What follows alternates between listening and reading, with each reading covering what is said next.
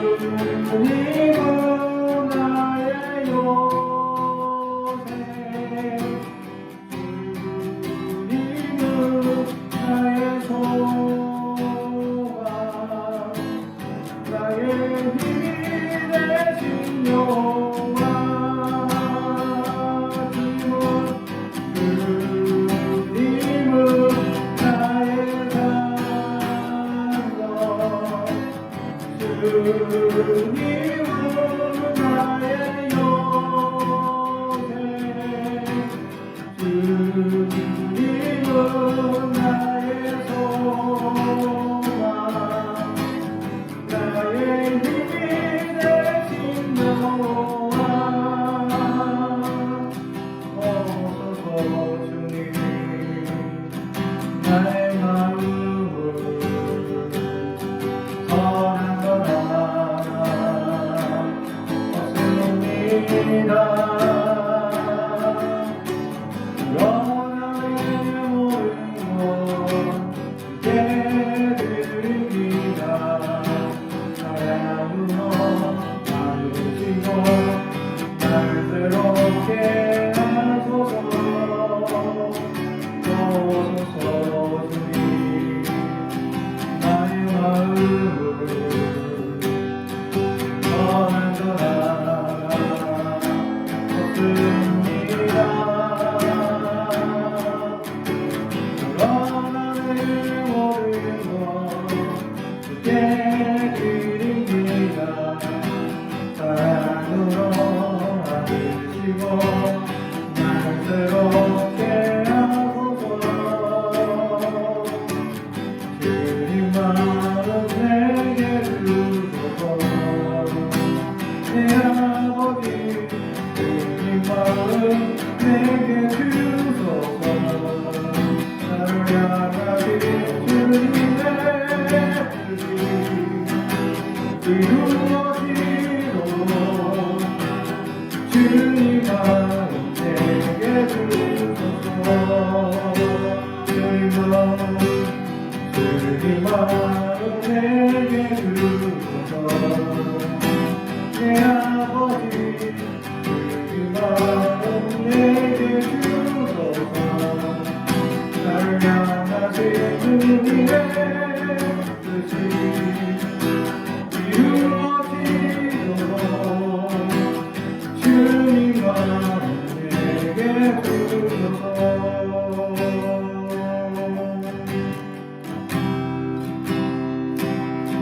온 땅에 주인 되신 주님이 내 일을 마시며 사랑만 돌보네.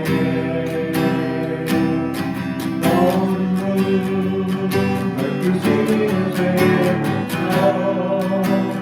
다가가는 내와 주의 일을 주시네.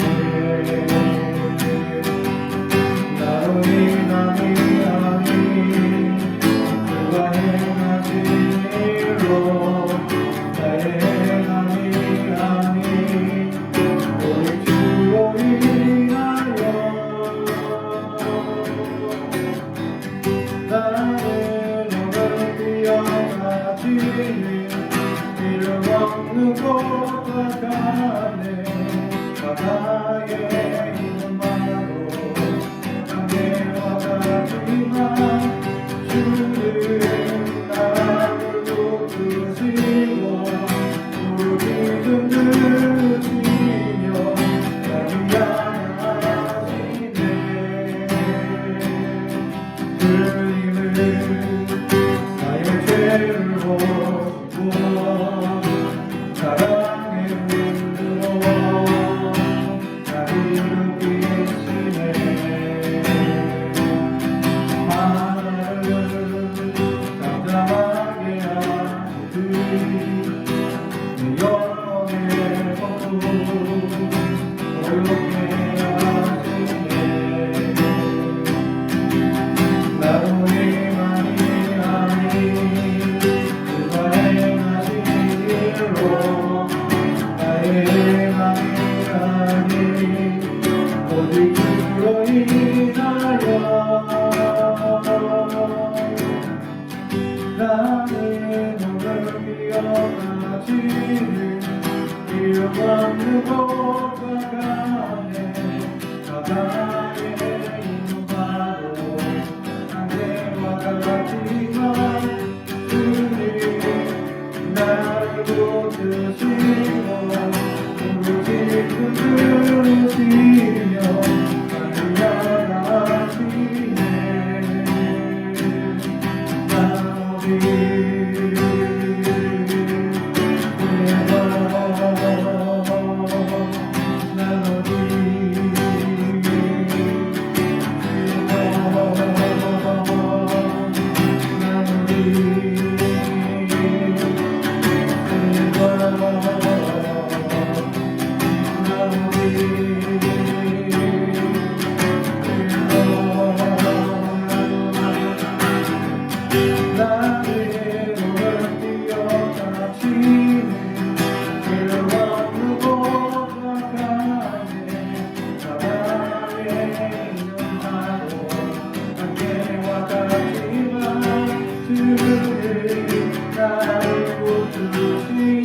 오직 들으시며 인자하시네.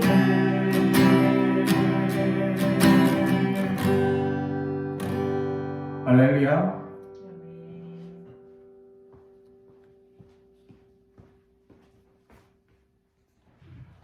오늘 우리에게 주시는 하나님의 말씀은 시편 95편 1절에서 11절 말씀입니다. 시편 95편 1절에서 11절 말씀입니다. 구약성경 872페이지입니다. 하나님의 말씀을 경청해 주시기 바랍니다. 오라 우리가 여호와께 노래하며 우리의 구원의 반석을 향하여 즐거이 외치자. 우리가 감사함으로 그 앞에 나가며 시를 지어 즐거이 그를 노래하자. 여호와는 크신 하나님이시여 모든 신들보다 크신 왕이시기 때문이로다. 땅의 깊은 곳이 그의 손 안에 있으며 산들의 높은 곳도 그의 것이로다. 바다도 그의 것이라 그가 만드셨고 육지도 그의 손이 지으셨도다. 오라 우리가 굽혀 경배하며 우리를 지으신 여호와 앞에 무릎을 꿇자. 그는 우리의 하나님이시요 우리는 그가 기르시는 백성이며 그의 손이 돌보시는 양이기 때문이라. 너희가 오늘 그의 음성을 듣거든 너희는 머리바에서와 같이 또 강야의 마사에서 지냈던 날과 같이 너희 마음을 완악하게 하지 말지어다. 그때에 너희 조상들이 내가 행한 일을 보고서도 나를 시험하고 조사하였도다. 내가 40년 동안 그 세대로 말미암아 근심하여 이르기를 그들은 마음이 미혹된 백성이라 내 길을 알지 못한다 하였도다. 그러므로 내가 노하여 맹세하기를 그들은 내 안식에 들어오지 못하리라 하였도다. 아멘. 우리 가슴에 손을 얹고 축복이 나옵니다. 나는 하나님의 사람입니다. 축복의 사람입니다. 우리 가정은 영혼이 잘되는 같이 범사가 잘되고 강건해지는 가정입니다. 우리 교회는 번성하고 창대하게 되며 하나님의 언약이 이루어지는 교회입니다. 아멘.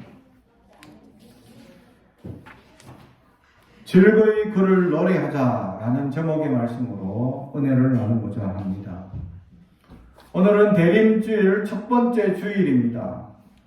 성탄절, 주님이 오시는 그날을 준비하는 첫 번째 주일이기도 하죠.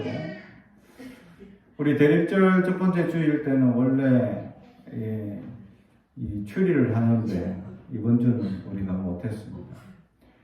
추리를 하는 의미는 그거죠. 추리 가운데 있는 이 빨간색 전구 모양되어 있는 빨간색은 주님의 보혈을 상징하는 사과를 달고 그 다음에 이 황금색을 상징하는 이 빵을 달았죠. 원래 이 가난한 자들을 위해서 교회 앞에 있던 나무에다가 달아놓았던 이 추리 나무였죠. 제가 며칠 전에 이 놀라운 사실을 안 것은 세계적으로 사용하고 있는 추리나무, 전나무가 한국산이라는 사실입니다. 이게 이 프랑스나 이 열강들이 한국을 와서 쳐들어와서 이렇게 여러 가지들 생물들 조사하고 하던 중에 전나무 특이한 이제 우리나라의 전나무를 그 사람들이 조사해 가서는 자기들 나라에 심었는데 아주 이게 좋은 목재로 사용되기 위해서 이게 심었죠. 그 나무가 에다가 이제 추리를 하던 것이 지금의 유리가 되고 있습니다. 예, 그게 전 세계적으로 추리나무 하면 한국산이다라는 사실을 생각하면 놀랍다라는 사실이죠. 사랑하는 성도 여러분, 그렇습니다.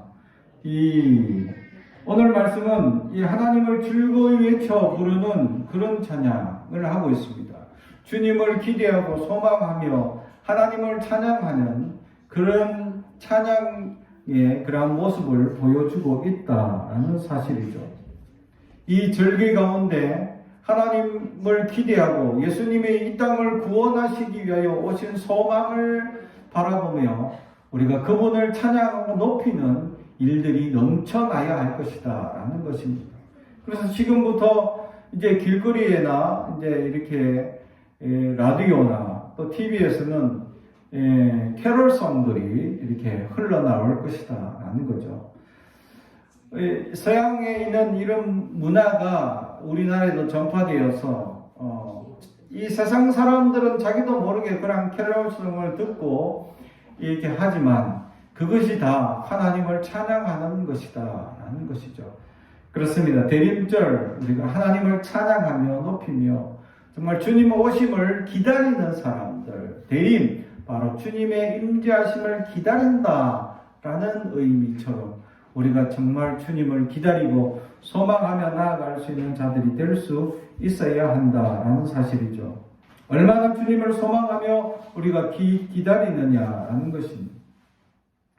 오늘 성경에 이 하나님을 찬양하며 높이는 그들, 하나님을 높이며 찬양하는 그들에게 특히 1절 오라 우리가 여호와께 노래하며 우리의 구원의 반석을 향하여 즐거이 외치자. 할렐루야. 그렇습니다. 이 하나님을 높이는데 어떤 찬양을 하느냐? 구원하여 주신 그 은혜가 크다라는 사실이죠. 레위기를 보게 되면 하나님께서 율법에 대한 부분들, 특히 제사에 대한 부분들을 말씀하고 있는데 제사를 하는 부분에 있어서 하나님께서 부정이라는 단어를 굉장히 많이 사용하고 있다는 거죠. 하나님께 나올 때 부정하지 않기 위해서, 부정한 것을 멀리하기 위해서 하나님께 제사를 드리는데 부정하게 되면 무조건 하나님께 나와 제사를 드려야 된다라는 거죠. 그래서 속죄제, 또 석건제, 화목제 이런 여러 가지 제사의 제목으로 하나님께 제사를 드립니다. 그럴 때 제사 조금이라도 부정을 한 일을 하거나 또 부정한 일을 당하거나 부정한 곳에 가거나 부정한 일이 어떻게 생겨났을 때 무조건 하나님 앞에 속죄의 예배를 드려야 한다라는 것을 말해줍니다. 깨끗해라라는 거죠. 특히 제사장에 대한 세워질 때 제사장으로서 세워지는 예배는 제사장으로 세워지기 위하여 7일 동안 정결 예식을 계속 행합니다. 매일 송아지 한 마리씩 잡아야 되고 매일 목욕제게 해야 되고 매일같이 하나님 앞에 회개와 참회를 드려야 합니다. 이렇게 7일 동안 예배를 드리고 또 8일째도 또 송아리를 잡아서 또 하나님 앞에 속죄 예배를 드리고 난 다음에야 드디어 제사장으로서의 모습을 갖추고 있다라는 거죠. 그런데 제사 중에 어떤 제사는 이런 제사가 있습니다. 이 하나님께 드리는 부분들, 기름과 또 이런 이 부분들을 다 하나님 앞에 가죽이나 이런 부분들 드리고 나면 이 내용물들, 장이나 또는 이제 똥이나 또 어떤 더러운 부분이 짐승에게 잡았을 때 나오는 부분들이 있습니다. 이런 것들은 제단 동편 따로 태우는 장소가 있습니다. 그곳에 태우고 와야 되는데 어떻게 하느냐? 태우러 갈 때 옷을 갈아입습니다. 그리고 태웁니다. 그리고는 목욕 제기를 하고 다시 들어올 수 있다는 거죠. 부정하기 때문에 더러운 것을 가지고 나갔다 왔기 때문에 부정해졌다라고 얘기를 합니다. 다시 말하면 하나님 앞에 왜 그렇게 부정해야 되냐? 그렇게 의식을 해야 되고 왜 저렇게 제사장 정도 되면요 그렇게 예식을 치르면 하루에도 수십 번 목욕하게 됩니다. 어쩌면 왜냐하면 수많은 백성들이 와서 제사를 드릴 텐데 그 사람들 다 제사를 해주다 보면 제사장은 하루에도 수십 번 막 이렇게 목욕을 해야 되는 상황이 된다는 거죠. 그만큼 이 하나님께서 깨끗함을 강조하고 있는 거죠. 부정한 것이 조금도 있으면 안 된다라는 사실입니다. 이만큼 이 제사장이 하나님 앞에 하나님과 사람들을 중재자로 섰지만 불안한 존재이기 때문이죠. 그래서 항상 목욕제에게 해야 되고 또 소를 드려야 되고 제사를 자기를 위해서 따로 매번 드려야 자격 요건을 갖추게 된다라는 사실입니다. 그러한 불안하고 부정한 사람들, 왜 하나님께서 이렇게 계속 이 그를 깨끗하게 목욕시키느냐라는 것은 하나님께서 그 레위기서에 밝히는 내용 가운데 이런 말씀이 있습니다. 혹시 너희가 죽을까봐 라는 말씀이죠. 그렇습니다. 주님을 만나는 거룩한 성전에 들어오는 것만으로도 죽을 수 있다는 겁니다. 왜냐하면 부정한 상태로 들어오게 되면, 죄가 있는 상태로 들어오면 죽는다는 겁니다. 그만큼 이 깨끗해야 함을 강조하고 있습니다. 그러나 그 깨끗함을 지금도 우리가 깨끗함을 강조하는 주님 앞에 나와 있지만 우리가 정말 깨끗하냐라고 물어본다면 우리는 그렇습니다 라고 크게 자랑할 수 있는 사람들이 몇몇 없을 것이다 라는 거죠. 레위기에 나와 있는 부정한 사람들이라고 얘기했을 때 정말 부정한 종류가 너무 많고 또 너무 많은 부정한 상태이기 때문에 깨끗한 사람은 없을 것이다 라고 할 정도라는 거죠. 심지어는 어떤 사람들이 부정하냐, 아토피만 가지고 있어도 부정합니다. 피부병이 조금이라도 있으면 부정합니다. 그럼 하나님께 못 나와요. 나올 수가 없습니다. 현대인들의 아토피가 많습니다. 저도 아토피를 가지고 있는 상황이죠. 그런데 하나님께 그러면 못 나갈 수밖에 없습니다. 부정하니까. 그러면 어떻게 됩니까?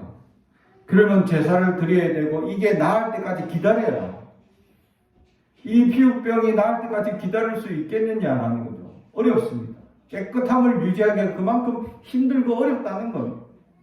그런데 예수 그리스도께서 오셔서 이 모든 제사, 정말 과정을 거쳐야 되고 수많은 일들을 해야 되고 깨끗하게 하기 위해 목욕 제기를 해야 되는 이 모든 과정들을 다 없애주셨습니다.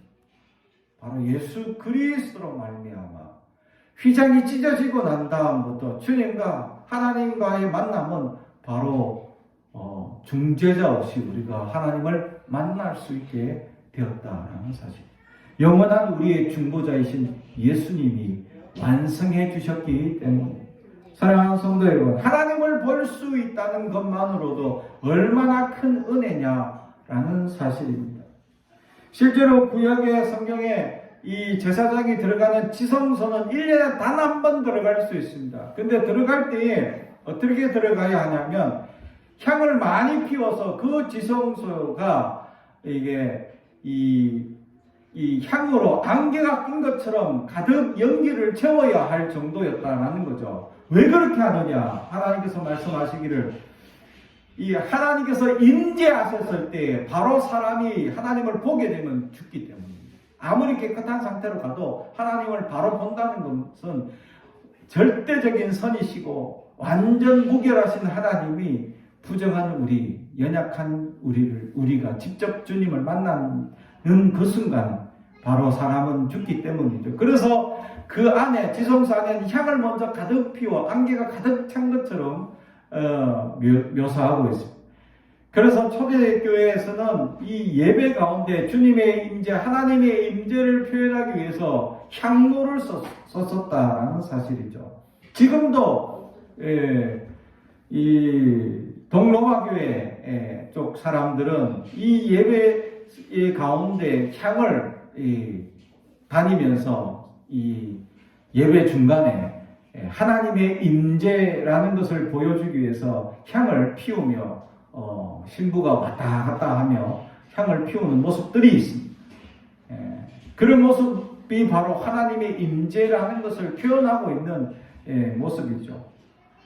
그러나 하나님께서는 예수 그리스도로 말미암아 바로 우리가 하나님을 만나든지 우리가 하나님 앞에 나올 때에 부족하고 연약함에도 불구하고 예수 그리스도의 중재하심으로 말미암아 우리가 구원을 받고 해방을 받아서 이제 하나님을 나오고 연약한 중임에도 불구하고 나약한 중임에도 불구하고 우리를 하나님은 만나주신다라는 사실. 이것이 바로 구원의 은혜다라는 사실.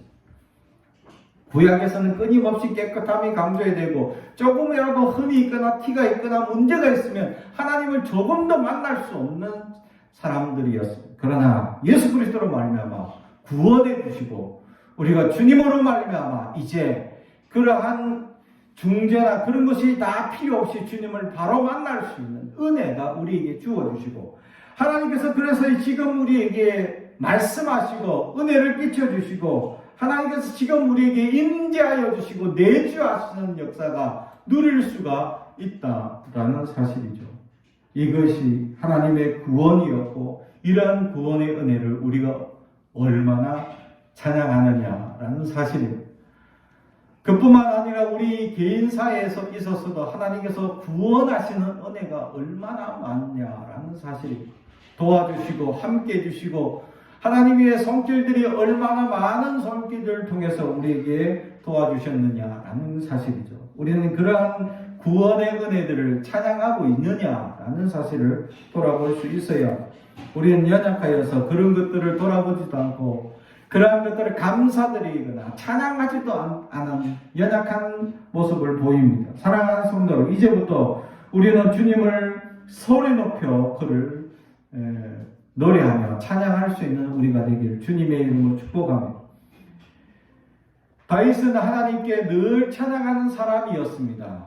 그러나 그가 늘 평안했기 때문에 찬양하거나 늘 좋은 일만 생겨서 찬양하는 사람이 아니었습니다. 사울 왕 앞에 섰을 때 저 골리앗을 향하여 나아갈 때에 그가 얘기하기를 내가 양을 칠 때에 사자도 오고 짐승들이 왔을 때 하나님이 나를 지켜주셔서 내가 그러한 어린 나이임에도 불구하고 그런 사자들을 이겨낼 수 있었습니다 라고 고백하는 것. 할렐루야.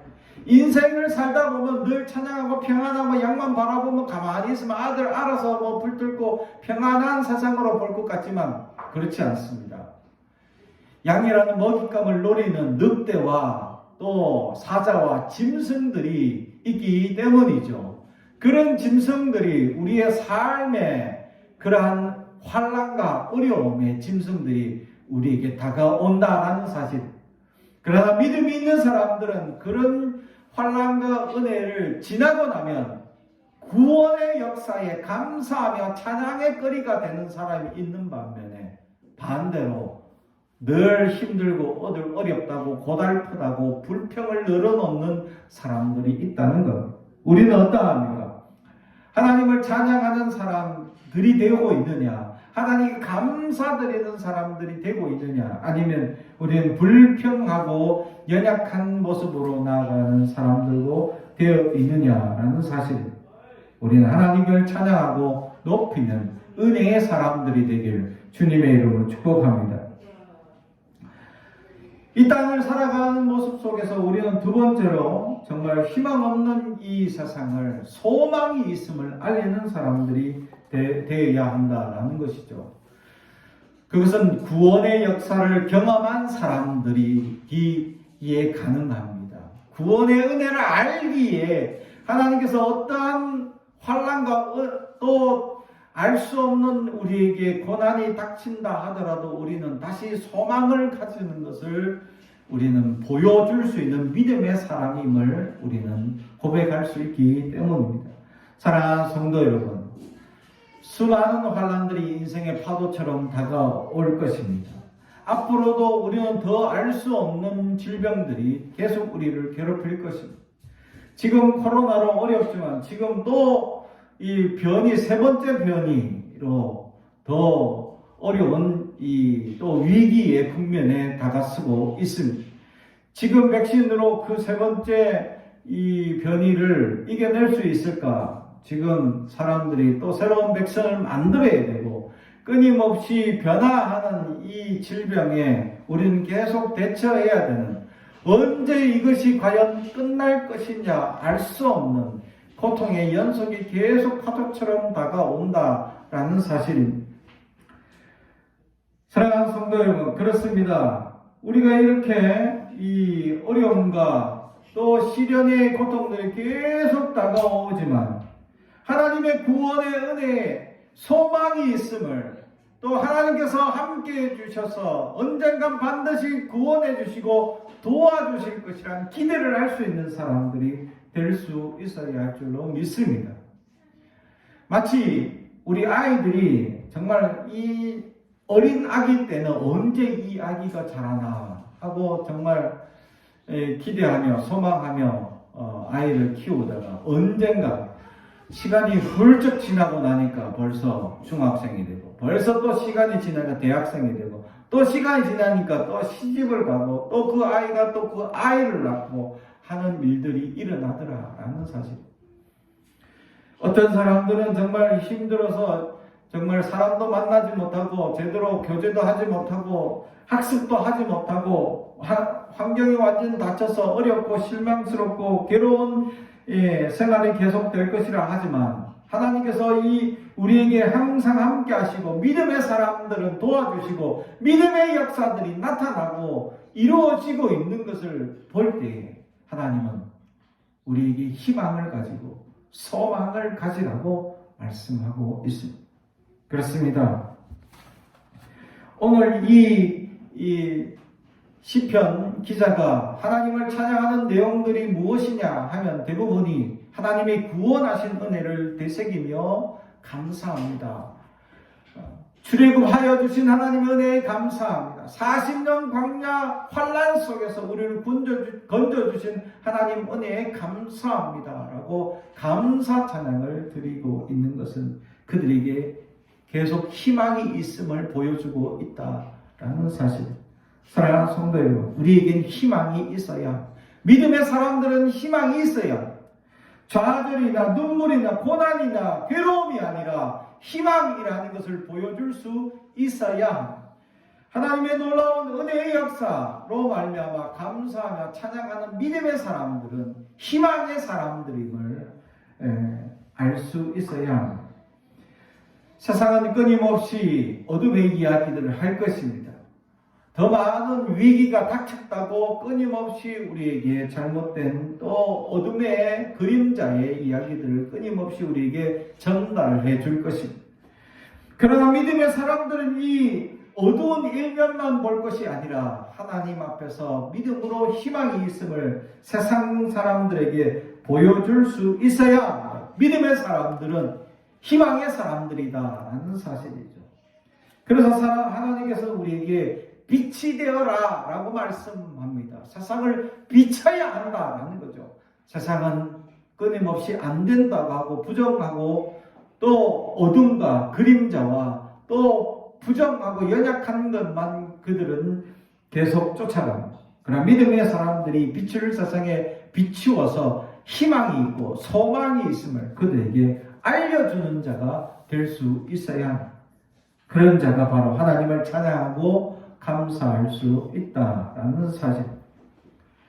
세 번째로 이 하나님을 온전히 찬양할 수 있는 사람들은 이제 버려야 할 것이 하나 있습니다. 오늘 본문 말씀에 보면 이 3절에 여호와는 크신 하나님이시요 모든 신들보다 크신 왕이시기 때문이로다. 아멘. 그러면서 또 그가 이 8절에 보면 너희는 무리바에서와 같이 또 강야의 마사에서 지냈던 날과 같이 너희 마음을 완악하게 하지 말지어다. 아멘. 전능하신 하나님 앞에 그들은 완악했던 적이 있었다라는 사실. 완악이라는 것은 마음을 강팍하게 가지는 마음입니다. 고집을 부리고 마음을 닫고 또 다투고 분쟁하는 데 앞서는 그런 마음을 말하고 있습니다. 세상에 살다 보면 불평이 다가오기 때문에 또 세상 사람들과의 부딪힘과 연약함 때문에 완악한 마음이 찾아올 수 있습니다. 그러나 그리스도인들은 주님을 닮아야 합니다.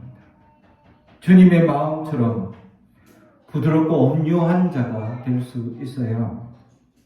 아무리 힘들고 어려운 상황이라도 완악한 마음을 품을 때는 모든 것이 불만이 가득 찰 수 있습니다. 그러나 마음을 다시 잡고 부드러운 주님의 마음을 가질 때는 모든 불의한 상황이라도 그것을 이겨낼 수 있는 이면의 모습을 볼 수 있습니다. 우리의 시각은 늘 내가 보고 싶은 것만 보게 되어져 있습니다. 내가 부정적인 것을 보려고 하면 부정적인 것만 보입니다. 그러나 내가 긍정적인 것을 바라보려고 내 시각이나 마음을 바꾸게 되면, 완악한 마음을 버리게 되면 긍정적이고 할 수 있는 부분들을 볼 수 있게 된다는 사실. 우리 사회는 끊임없이 부정적인 것들이 더 대두되게 만듭니다. 우리의 시각에 그런 것들이 더 잘 보이게끔 우리의 생각에 또는 우리의 시각에 우리의 감각들로 들어오게 됩니다. 그래서 나도 모르게 그러한 부정적인 시각이나 생각들이나 마음들로 갇혀버릴 수도 있습니다. 그러나 오늘 성경은 완악한 마음을 버리라고 말씀합니다. 그래서 우리는 우리 안에 찾아오고 있는 연약한 것들을 버릴 수 있는 자들이 될 수 있어야 합니다. 그러므로 우리는 끊임없이 주님을 찾아야 합니다. 주님이 내 안에 찾아오셔서 내가 나도 모르게 갇혀져 있는 완악한 마음들, 강직한 마음들, 굳어진 마음들이 부드러운 마음으로 갈아엎는 역사가 될 수 있어야 기름진 맛이 될 수 있기 때문입니다. 사랑하는 성도 여러분, 끊임없이 나를 짓누르고 다져지게 만들어 단단하게 만드는 완악한 마음들을 버리는 연습이 필요합니다. 훈련이 필요합니다. 끊임없이 주님을 찾아야 하면 그것이 부드러워질 수 있습니다. 주님이라면 어떻게 하셨을까? 주님이라면 어떤 생각을 가졌을까? 주님이라면 이 상황에 어떻게 하셨을까? 라고 내 자신에게 한번 물어보십시오. 그러면 하나님의 따뜻한 마음을 다시금 우리가 배울 수 있을 줄로 믿습니다. 사랑하는 성도 여러분, 사람들 간에 부딪히고 완악한 마음 가운데 자꾸 생성되는 연약한 생각들이 우리를 젖먹지 못하도록 끊임없이 힘들고 어렵고 문제에 부딪힐 때마다 주님을 찾아야 합니다.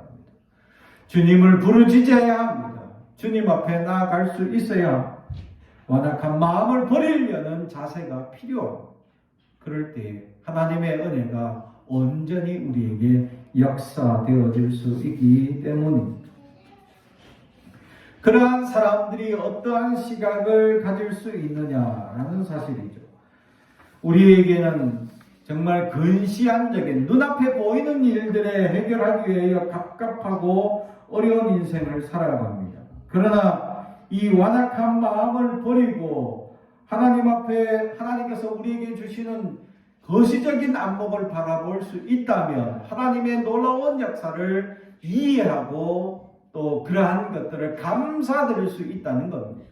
지금 당장 우리는 어려움을 당하고 지금 당장 우리는 환난을 당하고 지금 당장 우리는 괴로움을 당하는데 하나님이 주시는 놀라운 은혜, 거시적인 안목, 완악한 마음을 버리는 순간 하나님의 은혜를 보게 되므로 그러므로 우리는 하나님 앞에 찬양하고 감사할 수 있는 자가 될 수 있다는 사실입니다. 사랑하는 성도 여러분, 우리는 하나님 앞에 하나님께서 주시는 이 세상에 놀라운 깊은 의미를 깨닫는 자가 되길 주님의 이름으로 축복합니다. 하나님 코로나를 주신 이유가 어디 있습니까? 반드시 하나님 뜻이 있을 줄로 믿습니다. 그 뜻이 무엇인지 깨닫는 자들이 되면 환란이 아니고 도리어 기쁨과 감격의 역사가 될 수 있기 때문입니다. 우리는 그러한 은혜와 감격으로 살아가는 사람들이 될 수 있어야 한다는 사실입니다. 그것이 바로 믿음을 가진 사람들이고 하나님을 찬양하는 사람들의 자세입니다. 우리는 하나님을 찬양하는 자들입니까? 아니면 우리 입에 불평이 쏟아나고 있습니다. 이제 하나님께서 주시는 놀라운 은혜와 감격을 깨달아서 하나님을 찬양하는 자들이 되길 주님의 이름으로 축복합니다. 기도하겠습니다. 사랑과 죄가 가득하신 아버지 하나님 감사합니다. 우리는 늘 불평이 많습니다. 우리는 늘 나약합니다. 우리는 늘 문제가 많습니다. 안시안적이고 근시안적인 눈으로 눈앞에 닥친 문제들만 바라볼 때는 늘 불평할 수밖에 없습니다. 그러나 하나님이 주신 놀라운 은혜, 그 지금의 환난과 어려움 이면 속에 숨겨진 하나님의 놀라운 은혜를 보게 하옵소서, 깨닫게 하옵소서, 하나님이 구원하신 놀라운 역사를 바라보게 하옵소서. 그리하여 하나님을 찬양하는 자, 감사하는 자가 되게 하옵소서. 예수님의 이름으로 기도합니다. 아멘.